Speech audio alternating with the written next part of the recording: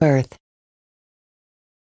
Shape of Earth is round. Earth gets heat and light from sun. The blue part is water on Earth. The brown and green parts are land. Types of land on Earth. Plain. A flat land is called plain.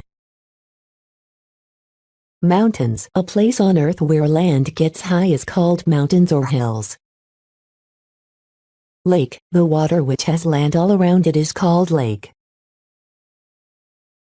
River.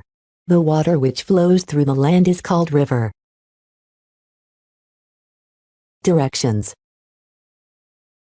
There are 4 directions on Earth: north, south, east and west.